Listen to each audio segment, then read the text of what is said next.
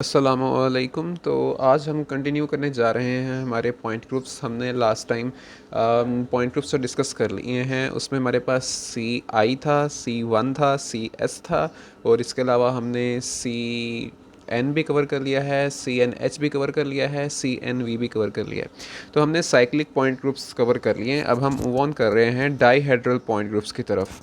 अब dihedral point groups जो होते हैं, इसमें जो सबसे पहला डाईहेड्रल पॉइंट ग्रुप है उसे हम कहते हैं हमारा डी एन पॉइंट ग्रुप है। ठीक है। अब डी एन जैसा नाम से जाहिर हो रहा है, इसमें हमारे पास क्या होगा, सी एन एक्सिस होगा। ठीक है। सी एन एक्सिस के साथ क्या होगा, इसके perpendicular n C two axis भी होंगे।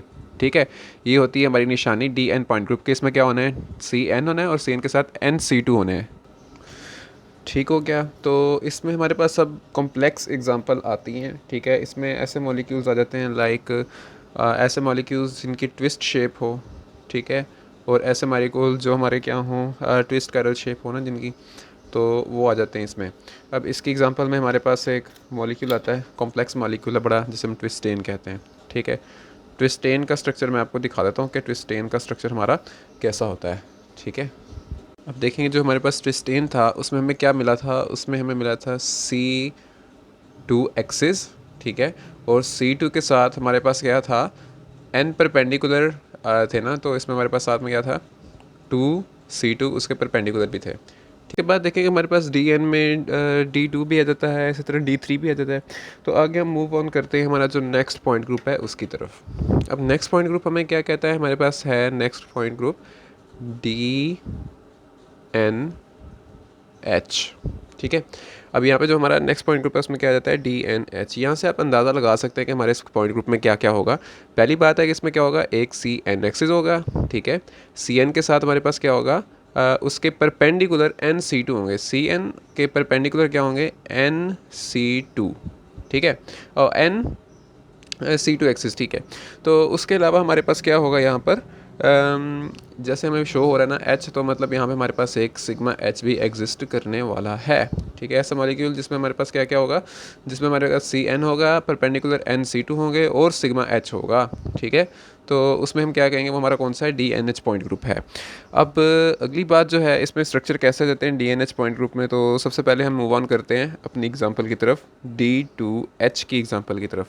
तो मैं सबसे पहले आपको एग्जांपल देने लगा हूँ डी टू एच। अब डी टू एच जैसे नाम से जाहिर हो रहा है, हमारे पास क्या होगा, एक सी टू एक्सिस जो होगा एज अ मेन होगा, उसके perpendicular to C two axis होंगे और साथ में एक सिग्मा एच प्लेन एग्जिस्ट करता होगा। तो इसकी एग्जांपल में मैं लेता हूँ हमारा सिंपल इथीन। ठीक है। अब इथीन का स्ट्रक्चर ऐसा होता है। ठीक है। अब इथीन में देखिए हमारे पास फर्दर क्या होता है कि अब मेरे पास अगर मैं देखूं कि इसमें हमारा सी टू एक्सिस है, उसके परपेंडिकुलर दो सी टू एग्जिस्ट करते होंगे। ठीक है। ये देखें इसका स्ट्रक्चर बिल्कुल ऐसा होता है। ठीक है। ये एक कार्बन, ये दूसरा कार्बन, ये हाइड्रोजन है। ठीक है। अब देखेंगे इसमें एक सी टू यहाँ से एग्जिस्ट करता है। ठीक है। एक सी टू यहाँ से एग्जिस्ट करता है। ठीक है। ये ऊपर से ऐसे नीचे को यहाँ से एक सी टू एग्जिस्ट करता है, एक सी टू यहाँ से भी एग्जिस्ट करता है। अब देखेंगे कि अगर मैं इन तीनों में से एक सी टू को एज अ मेन एक्सिस ले लूँ। ठीक है। अगर मैं कहता हूँ कि मेरा जो ये वाला सी टू है वो मेरा मेन प्रिंसिपल एक्सिस है। ठीक है। तो अब देखेंगे इसके अलॉन्ग, इसके परपेंडिकुलर एक सी टू यहाँ से एग्जिस्ट करता है। ठीक है। और दूसरा सी टू कहाँ से एग्जिस्ट करता है, यहाँ से एग्जिस्ट करता है दूसरा सी टू। तो अब देखेंगे हमारे पास टोटल कितने सी टू हो गए, एन सी टू परपेंडिकुलर होगा, यानी एक हमारे पास सी टू है। ठीक है। और उस सी टू के परपेंडिकुलर हमारे पास टू सी टू भी अवेलेबल हैं। ठीक है। और अगली बात यहाँ पे ये है कि हमारे पास सिग्मा एच क्या इसमें एग्जिस्ट करेगा। अगर मैंने इससे हमारा लिया था एज अ प्रिंसिपल एक्सिस लिया था। ठीक है। तो इसके परपेंडिकुलर अगर मैं प्लेन पास कर रहा हूँ, ऐसे प्लेन पास करता हूँ, तो सारे न्यूक्लियाई हाफ हाफ कट हो जाएंगे। तो हमारे पास यहाँ पे क्या एग्जिस्ट करता है, हमारे पास साथ में सिग्मा एच भी एग्जिस्ट करता है। तो हमने देखा कि हमारे पास सी टू है, टू परपेंडिकुलर सी टू है, और हमारे पास सिग्मा एच है। तो इस तरह का जो हमारा मॉलिक्यूल होता है उसे हम नाम देते हैं हमारा डी टू एच। ठीक है। अब देखें इसकी नंबरिंग हम करना भूल गए कि लास्ट टाइम हम 6 पॉइंट ग्रुप्स कर लिए थे। तो ये वाला जो पॉइंट ग्रुप है ये हमारा पॉइंट ग्रुप नंबर 7 हो गया। ठीक है। और ये वाला जो है ये हमारा पॉइंट ग्रुप नंबर 8 हो गया। ठीक है। अब हमने 7वां और 8वां पॉइंट ग्रुप कर लिए हैं। ठीक है। 7वां डी एन हो गया, 8वां डी एन एच हो गया। ठीक है। अब डी एन एच के बाद हमारे पास डी एन एच में हमने क्या एग्जांपल पढ़ लिए, डी टू एच की एग्जांपल पढ़ ली है। ठीक है। इसी तरह हमारे पास क्या आएगा, डी थ्री एच भी आ जाएगा। अगर मैं डी थ्री एच की बात करूँ, यानी एक और एग्जांपल लूँ इसी में, D3H मॉलिक्यूल्स की, तो D3H मॉलिक्यूल्स में हमारे पास जो मॉलिक्यूल्स आते हैं ना, वो आ जाते हैं ट्राइगोनल प्लेनर मॉलिक्यूल्स आ जाते हैं, ठीक है, ट्राइगोनल प्लानर मॉलिक्यूल्स, ठीक है। आप ट्राइगोनल प्लानर एग्जांपल सोचें कौन कौन सा हो सकता है ट्राइगोनल प्लानर मॉलिक्यूल। इसके अलावा हमारे पास यहाँ पे क्या आ सकते हैं, ट्राइगोनल पायरामिडल मॉलिक्यूल भी आ सकते हैं, ट्राइगोनल पायरामिडल। अब देखिए कि ट्राइगोनल प्लेनर में हमारे पास कौन सा आ जाता है, BF3। अभी मैं एग्जांपल दिखाता हूँ कैसे आता है BF3। हमारे पास BF3 की ऐसी शेप होती है, ठीक है, BF3 की बिल्कुल ऐसी शेप होती है। अब आप ये देखें कि यहाँ पे हमारे पास जो प्रिंसिपल एक्सिस ऑफ रोटेशन है वो कौन सा होता है, प्रिंसिपल एक्सिस ऑफ रोटेशन होता है हमारा कि अगर मैं यहाँ से C3 एक्सिस पास करता हूँ, यहाँ से, ठीक है, C3 एक्सिस मेरा जो है वो प्रिंसिपल एक्सिस ऑफ रोटेशन होता है। अब हमने हमारे DNH की अगली चीज़ क्या है कि इसके परपेंडिकुलर हमारे पास 3 C2 होने चाहिए, क्योंकि हमारा प्रिंसिपल एक्सिस C3 है। अब एक C2 यहाँ से एग्जिस्ट करेगा, दूसरा C2 यहाँ से एग्जिस्ट करेगा, तीसरा C2 यहाँ से एग्जिस्ट करेगा ना, ठीक है। अब देखें हमारे पास कितने C2 हो गए, 3 C2 हो गए। C3 के परपेंडिकुलर में हमारे पास 3 C2 अवेलेबल हैं। अगली बात हमारे पास क्या है कि क्या इसमें सिग्मा H एग्जिस्ट करता है या सिग्मा H एग्जिस्ट नहीं करता, तो इसमें सिग्मा H एग्जिस्ट कर जाता है। तो जब इसमें सिग्मा H एग्जिस्ट कर जाता है तो इस तरह का जो मॉलिक्यूल होता है इसे हम कहते हैं D3H, ठीक है। इसमें हमारे पास क्या है, C3 है, उसके परपेंडिकुलर 3 C2 भी हैं, ठीक है, और साथ में हमारे पास सिग्मा H प्लेन भी एग्जिस्ट करता है। तो ये मेरा क्या हो गया, D3H हो गया, ठीक है। अब D3H के बाद हमारे पास D3H में ये हमारा था कौन सा था, ये ट्राइगोनल प्लेनर था, ठीक है। अब ट्राइगोनल पायरामिडल की एग्जांपल देखें। सॉरी, ट्राइगोनल पायरामिडल नहीं, ट्राइगोनल बाई पायरामिडल आता है यहाँ पे, ठीक है। अब ट्राइगोनल बाई पायरामिडल में हमारे पास कौन सा आ जाता है, PF5 फास्फोरस पेंटाफ्लोराइड आ जाता है हमारे पास, PF5 की क्या शेप होती है, ट्राइगोनल बाई पायरामिडल,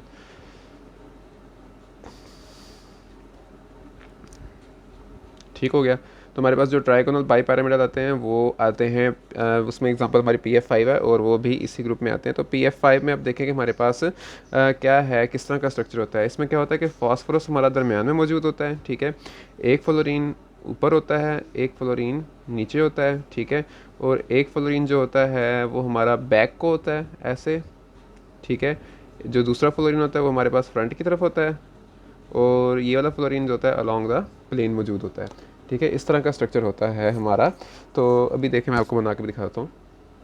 ये देखिए कि हमारा जो होता है ना PF5 उसका स्ट्रक्चर ऐसा होता है, ठीक है। अब देखें इसमें हमारे पास क्या सीन है कि यहाँ से हमारे पास जो मेन एक्सिस है C3 एग्जिस्ट करता है, ठीक है, C3 एग्जिस्ट, ये देखें ये और ये एक दूसरे को रिप्लेस कर लेंगे अगर मैं यहाँ से C3 एक्सिस देता हूँ इसको, ठीक है। और सेकंड बात हमारे पास ये है कि यहाँ पे C3 के साथ क्या एग्जिस्ट करेगा, 3 C2, एक C2 मेरा यहाँ से एग्जिस्ट कर जाएगा कि अगर मैं इसको रोटेशन दूंगा तो ये देखें ये घूम के इधर चला जाएगा और ये वाला घूम के इधर आ जाएगा, ठीक है। हमारे पास C2 एक यहाँ से एग्जिस्ट करता है, दूसरा C2 मेरे पास यहाँ से एग्जिस्ट करेगा और तीसरा C2 मेरे पास यहाँ से एग्जिस्ट करेगा। और इसके अलावा अगर मैं इसके परपेंडिकुलर ऐसे प्लेन काटता हूँ, हमारा जो मेन एक्सिस तो ये वाला था ना, इसके परपेंडिकुलर अगर मैं क्या करता हूँ ऐसे प्लेन काटता हूँ, तो प्लेन काटने से मेरे पास क्या एग्जिस्ट करेगा, मेरे पास परपेंडिकुलर पे सिग्मा H भी एग्जिस्ट करेगा। तो आपने देखा कि यहाँ पे हमारे पास C3 है, C3 के परपेंडिकुलर 3 C2 हैं और इसके साथ साथ हमारे पास सिग्मा H भी एग्जिस्ट कर रहा है। तो ये मेरा क्या बन गया, ये मेरा बन गया D3H पॉइंट ग्रुप, ठीक है। अब D3H के बाद हमारे पास जो D4H में आते हैं, D4H हमारे पास अगर मैं एग्जांपल लेता हूँ हमारी D4H की, तो D4H में मेरे पास आ जाएंगे स्क्वायर प्लेनर टाइप मॉलिक्यूल। कौन से आ जाएंगे, स्क्वायर प्लेनर टाइप जो मॉलिक्यूल्स होते हैं, ठीक है। अब इसमें हमारे पास स्क्वायर प्लेनर टाइप मॉलिक्यूल में कौन सा आ गया, जैसे PTCl4, ठीक है। PTCl4 की एग्जांपल लेता हूँ कि उसका क्या कैसा स्ट्रक्चर होता है। PTCl4 का स्ट्रक्चर कैसा होता है, PT दरमियान में, ठीक है, और उसके चारों कोनों में Cl, इस तरह से, ठीक है। ये हमारा क्या हो गया, PTCl4। तो अब PTCl4 में देखें कि हमारी क्या एग्जांपल आती है, किस तरह से होता है कि PTCl4 हमारा जो होती है ना शेप, PTCl4 की शेप बिल्कुल इस तरह की होती है जो मैं भी आपको दिखाने वाला हूँ, इस तरह से, ठीक है। और जो PTCl4 है उसकी बिल्कुल शेप ऐसे होती है कि दरमियान में हमारे पास क्या है, PT है, ठीक है, और यहाँ पे हमारे पास एक Cl, दूसरा Cl, तीसरा Cl और चौथा Cl। अब देखेंगे यहाँ पे हमारे पास क्या आता है, यहाँ पे हमारे पास इसके अलॉन्ग क्या एग्जिस्ट करता है, यहाँ के इसके लॉन्ग हमारे पास C4 एग्जिस्ट करता है, ठीक है। और इसके यहाँ पे परपेंडिकुलर की बात करें तो एक C2 यहाँ से एग्जिस्ट करेगा, एक C2 यहाँ से एग्जिस्ट करता है, ठीक है। और सिमिलरली एक C2 हमारे पास यहाँ से एग्जिस्ट करता होता है और दूसरा C2 हमारे पास यहाँ से एग्जिस्ट करता है। तो हमारे पास टोटल 4 C2 हो गए। कौन कौन से? एक C2 यहाँ से, मतलब यहाँ से मैं स्टार्ट लेता हूँ। एक C2 मेरा यहाँ से एग्जिस्ट करता है, ठीक है। दूसरा C2 यहाँ से एग्जिस्ट करता है मेरा, तीसरा C2 मेरा यहाँ से एग्जिस्ट करता है और चौथा C2 यहाँ से एग्जिस्ट करता है। तो मेरे पास टोटल कितने हो गए? C4 हो गया। C4 के साथ मेरे पास क्या है? 4 C2 हैं। C4 के साथ परपेंडिकुलर में मेरे पास क्या पड़े? 4 C2 अवेलेबल हैं, ठीक है। अगर आपको ये समझ नहीं आ रही ना कि कैसे C2 है, तो इसके ऊपर मेरी ऑलरेडी एक वीडियो बनी हुई है, तो वो आप देख सकते हैं। तो C4 है, परपेंडिकुलर में हमारे पास 4 C2 हैं और 4 C2 के बाद हमारे पास क्या है? सिग्मा H भी इसमें एग्जिस्ट कर रहा है, ठीक है। सिग्मा H भी देखें इसमें एग्जिस्ट कर रहा है ना, कि हमारे पास ये वाला जो मेन एक्सिस था इसके परपेंडिकुलर में प्लेन पास करता हूँ तो मेरे पास सिग्मा H एग्जिस्ट कर रहा है। तो देख लिया मेरे पास सिग्मा H भी एग्जिस्ट कर रहा है, ठीक है। तो ये मेरा क्या बन गया? ये मेरा बन गया D4H बन गया, ठीक है। इसी तरह हमारे पास जो अगले मॉलिक्यूल होते हैं, लाइक D5H की बात करूं तो D5H वाले जो मॉलिक्यूल्स होते हैं ना हमारे, उनमें हमारे पास एग्जांपल में आ जाते हैं। पहले मैं D5H आपको बताता हूँ कि D5H में कैसा सीन होगा, कि बल्कि हमारी सब एग्जांपल ही चल रही है अभी। D5H, जो D5H की एग्जांपल है, इसमें हमारे पास क्या होगा? C5 होगा, ठीक है। C5 के बाद क्या होगा? परपेंडिकुलर 5 C2 होंगे, ठीक है। और 5 C2 के बाद हमारे पास क्या होगा?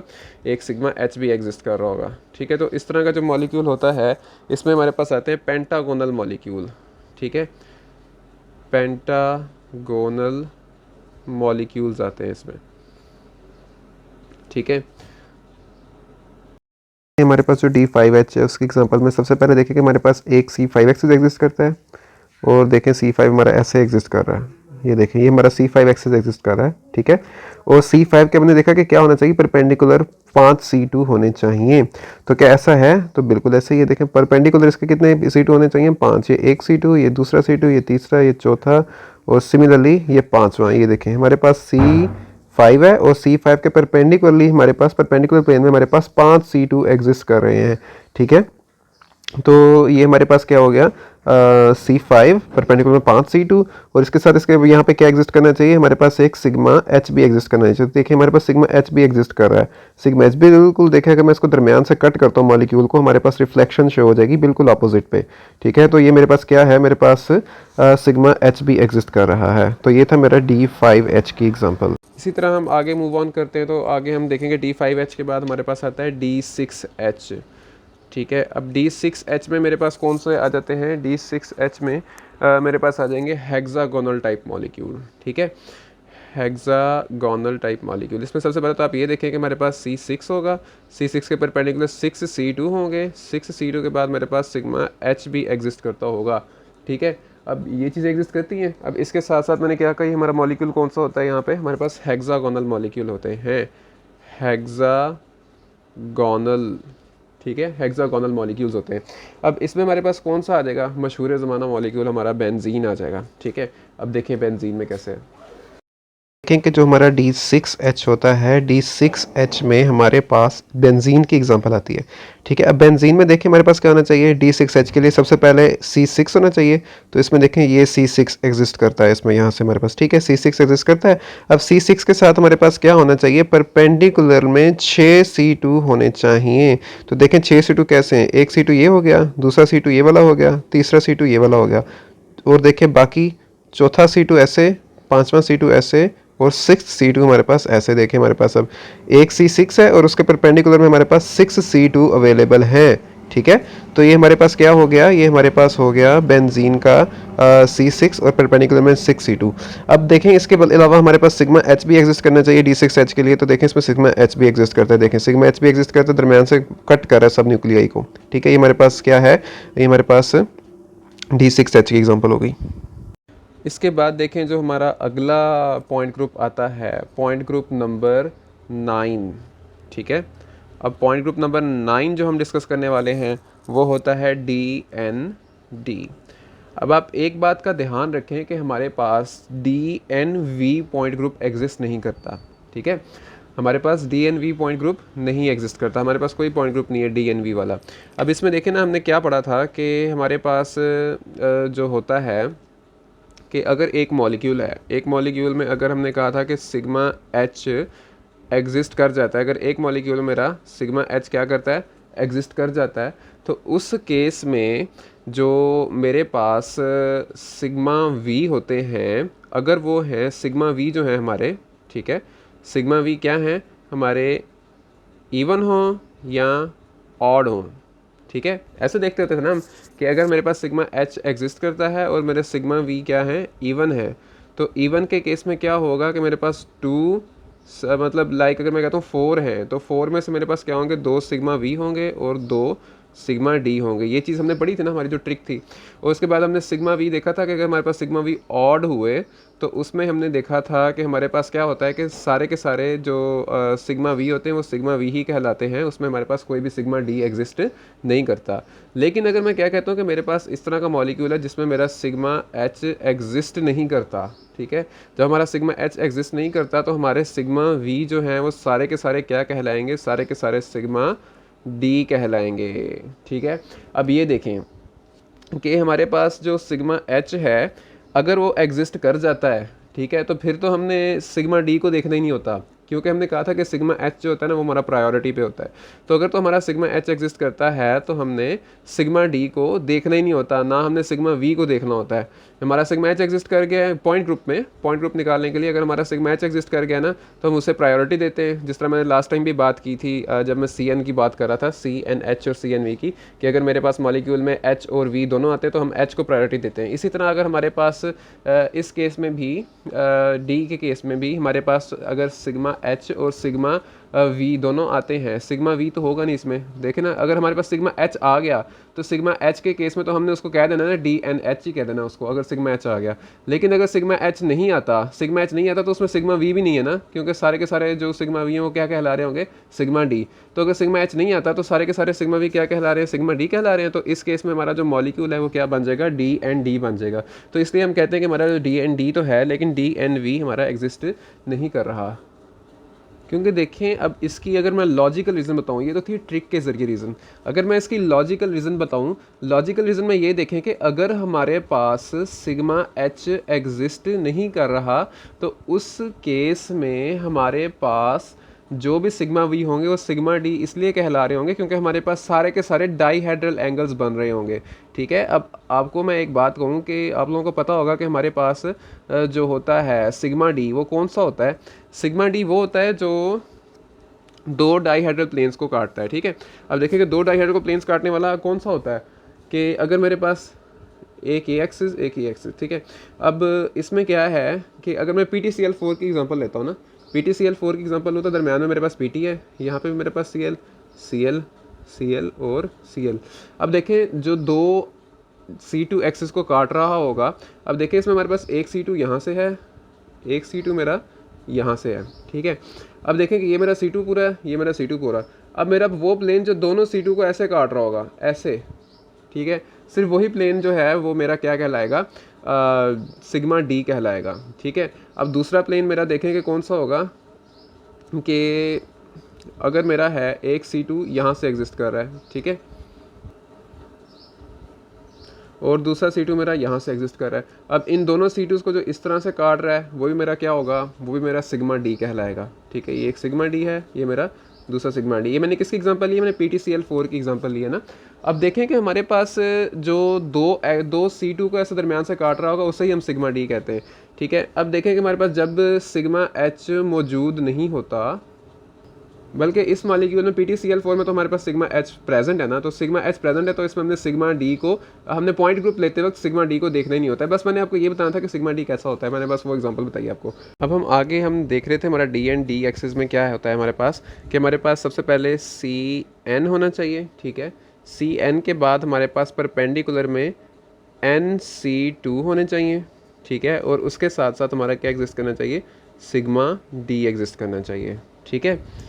तो जो D2D टाइप मॉलिक्यूल होगा इसमें देखेंगे हमारे पास क्या होना चाहिए, D2D में सबसे पहले हमारे पास क्या होना चाहिए, एक C2 होगा, C2 के परपेंडिकुलर दो C2 होंगे और साथ में हमारे पास क्या होने वाला है, सिग्मा D होने वाला है, ठीक है।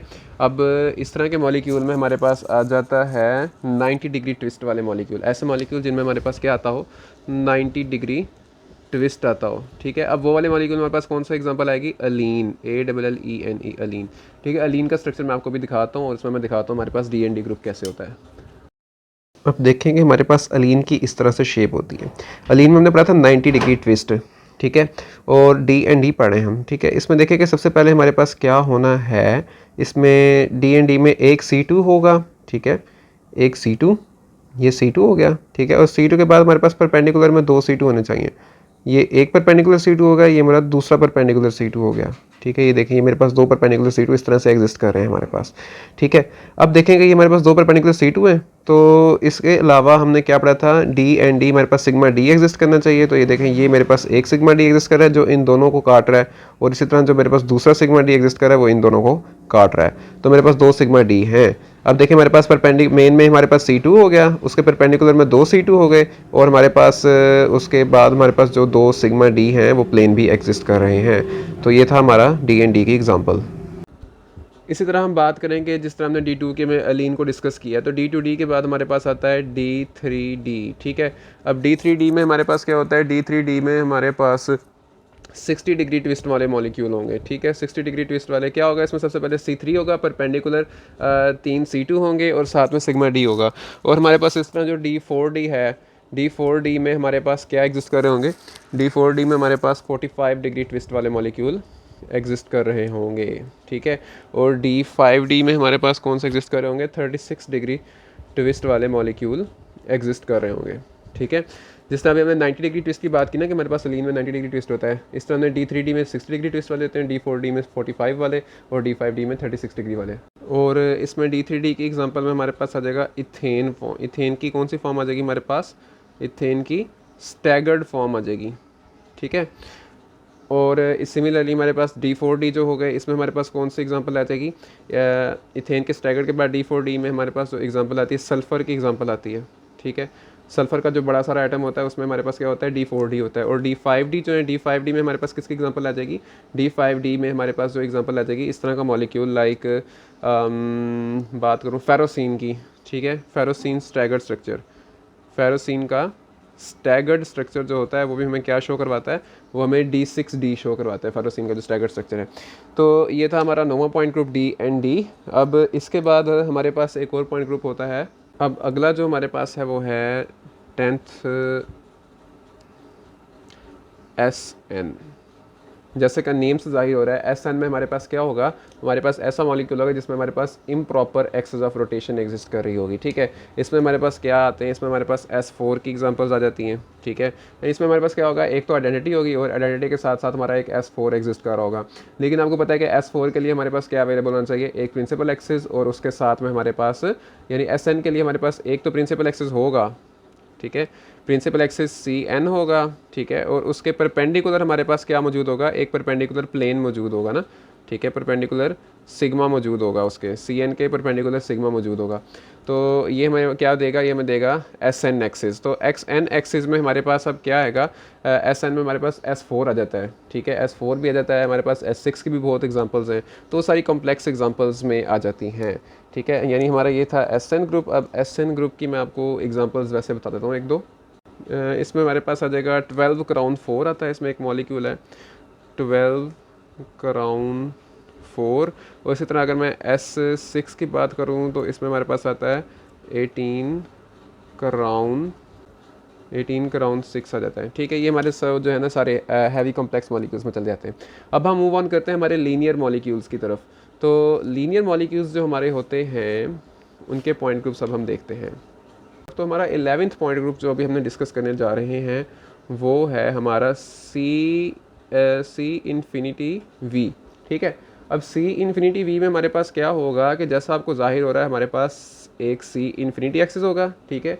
और उसके परपेंडिकुलर यानी उसी के अलॉन्ग हमारे पास क्या परपेंडिकुलर नहीं, उसी के अलॉन्ग हमारे पास क्या एग्जिस्ट कर रहे होंगे, इन्फिनिटी सिग्मा V's एग्जिस्ट कर रहे होंगे, ठीक है। ये चीज़ होती है हमारे इस मॉलिक्यूल में। अब इस मॉलिक्यूल की एग्जांपल मैं आप लोगों को देता हूँ तो क्या बनेगी, इसकी एग्जांपल हमारी बनेगी HCN, ठीक है। अब मैं HCN की एग्जांपल आप लोगों को डिस्क्राइब कर देता हूँ। अब देखें कि ये हमारी HCN की एग्जांपल है, ठीक है। दरमियान में जो है हमारे पास कार्बन है, जो ब्लू कलर का है वो नाइट्रोजन है और जो वाइट कलर का है वो हाइड्रोजन है। ठीक है, अब सबसे पहले आपको देखें कि यहाँ पे हमारे पास सी इन्फिनिटी एग्जिस्ट करता है, जो हमारा एज अ मेन एक्सिस है। सी इन्फिनिटी एग्जिस्ट करता है एज अ मेन एक्सिस, ठीक है, ये तो आप लोगों को पता ही है कैसे एग्जिस्ट करता है। इसके अलावा हमारे पास इन्फिनिटी सिग्मा वीज भी एग्जिस्ट करते हैं कि अगर मैं सी इन्फिनिटी के अलॉन्ग जितने मर्जी प्लेन काट दूँ, जैसे भी काटूँ, मेरे पास हमेशा इंडिस्टिंग्विशेबल कॉन्फ़िगरेशन आती रहेगी, जितने मर्जी प्लेन काट दूँ। तो मेरे पास यहाँ पे क्या एग्जिस्ट करता है, सी इन्फिनिटी के साथ इन्फिनिटी सिग्मा वी एग्जिस्ट करते हैं। तो ये था मेरा HCN का मॉलिक्यूल। अब देखें कि हमारे पास HCN की एग्जांपल हमने डिस्क्राइब कर ली कि इसमें हमारे पास सी इन्फिनिटी वी मौजूद होता है। अब हमारे पास जो 11th के बाद जो 12th पॉइंट ग्रुप आता है, 12th पॉइंट ग्रुप हमें क्या कहता है, वो हमें बताता है कि हमारे पास क्या होगा, डी इन्फिनिटी एच होगा। अब डी इन्फिनिटी एच में हमारे पास क्या होगा, सबसे पहले आपको नाम से जाहिर होगा हमारे पास एक सी इन्फिनिटी एक्सिस होगा, ठीक है, उसके परपेंडिकुलर हमारे पास क्या होंगे, इनफाइनाइट C2 होंगे, ठीक है। इनफाइनाइट C2 के बाद मेरे साथ और क्या एग्जिस्ट कर रहा होगा, सिग्मा एच भी एग्जिस्ट कर रहा होगा, ठीक है। ये सब चीज़ें एग्जिस्ट कर रही होंगी हमारे पास डी इन्फिनिटी एच मॉलिक्यूल में। सी इन्फिनिटी, इन्फिनिटी C2 और सिग्मा एच। इसकी एग्जांपल में हमारे पास आ जाता है कार्बन डाइऑक्साइड। मशहूर ज़माना एग्जांपल कार्बन डाइऑक्साइड है, ठीक है। अब मैं कार्बन डाइऑक्साइड की एग्जांपल भी आप लोगों को दिखा देता हूँ। अब देखें कि हमारे पास यहाँ पे क्या है, C infinity as a main axis मौजूद है कार्बन डाइऑक्साइड में। दरमियान में देखें हमारे पास कार्बन है और ऊपर और नीचे हमारे पास ऑक्सीजन है। अब सी इन्फिनिटी के साथ हमने देखना है कि हमारे पास इन्फिनिटी सिग्मा वी भी एग्जिस्ट कर रहे हैं, ठीक है। अगर मैं इसके अलॉन्ग जितने मर्जी प्लेन काट दूँ, यानी सी इन्फिनिटी के अलॉन्ग जितने मर्जी प्लेन काट दूँ, सारे इंडिस्टिंग्विशेबल कन्फिगरेशन देंगे। अब हमने पढ़ा था कि हमारे पास सी इन्फिनिटी हो और सी इन्फिनिटी के साथ सिग्मा वी हो, यानी इन्फिनिटी सिग्मा वी हो, और इन्फिनिटी सिग्मा वी के साथ क्या एग्जिस्ट करता हो, सिग्मा एच भी एग्जिस्ट करता हो। तो देखिए यहाँ पे हमारे पास अगर मैं दरमियान से ऐसे परपेंडिकुलरली प्लेन काटता हूँ, ठीक है, तो मुझे इसकी रिफ्लेक्शन नीचे शो होगी और नीचे वाले की रिफ्लेक्शन ऊपर शो होगी।